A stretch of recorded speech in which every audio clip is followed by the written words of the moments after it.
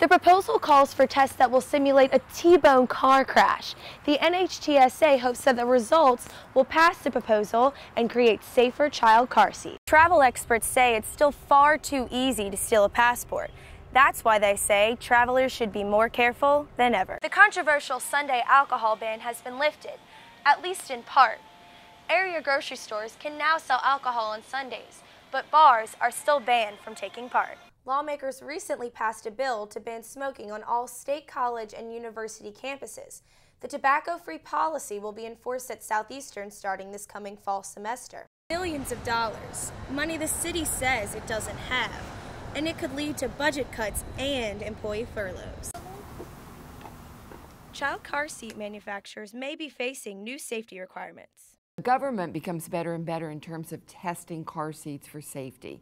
The National Highway Traffic Safety Administration, or NHTSA, is aiming to update the standards for child car seats. More focused on side impact testing, because basically what we've had in the past were just crash testing done at a front impact. According to the NHTSA, an estimated 5 deaths and 64 injuries per year will be spared with the proposed seat upgrades. About 8 out of 10 children in Louisiana are not properly restrained.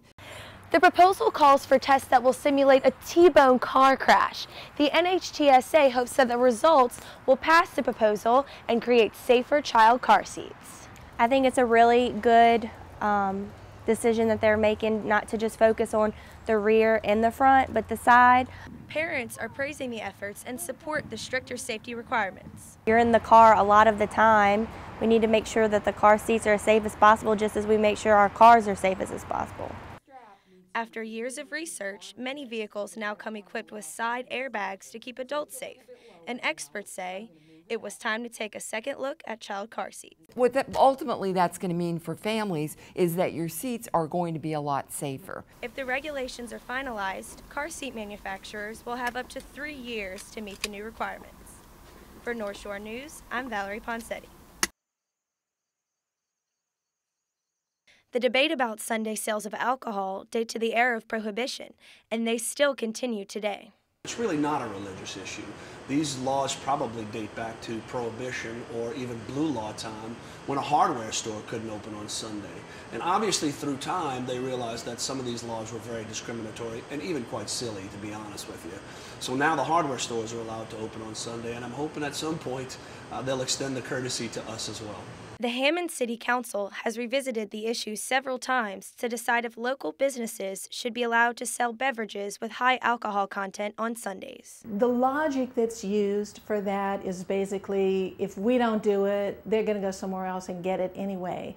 And I feel like that's a real defeatist attitude. In the past, grocery stores could only sell beverages with less than 6% alcohol content. However, restaurants who make at least 60% revenue from food were allowed to have a completely stocked bar on Sundays. You can go to any of the restaurants in downtown Hammond, belly up to the bar, not buy a stick of food, and buy as much alcohol of any type that you want to. The controversial Sunday alcohol ban has been lifted, at least in part. Area grocery stores can now sell alcohol on Sundays, but bars are still banned from taking part. I sell groceries, I sell some cheese and crackers and things of that nature. If a customer wants to sit down and eat that at the bar with us, why can't they consume that on premise versus having to take it home and consume it at home? Area grocery stores are happy with the vote on the new ordinance. Well, the results have been basically, we were always in favor of the selling of the wine because it adds to the meal. And because of the selling of wine now on a Sunday, we sell more steaks, we sell more potatoes, we sell more salad. We also have people coming in ordering more cakes. So it has given us a lift in other departments other than just the liquor department. Alcohol abuse is one of the main topics that has been brought up in opposition to the ordinance. What does our community feel about this? How important is preventing alcohol abuse? You know, what kind of example do we want to set for our children, for our families? The debate about Sunday alcohol sales in the city of Hammond may be over for now, but business owners and locals tell us they'll continue to work on more changes. For North Shore News, I'm Valerie Ponseti. The Supreme Court is staying out of the hot-button issue of concealed weapons laws. The court recently rejected to review a case that challenged whether 18 to 20-year-olds can get state permits to carry a handgun in public for self-defense. The justices gave no reason for denying an appeal from the National Rifle Association in this and 2 other separate gun control cases. The decision not to intervene now means the state and federal laws at issue will remain in effect, which requires handgun owners to be 21. Covington Chiropractor has been accused of 30 counts of healthcare fraud and 4 counts of aggravated identity theft.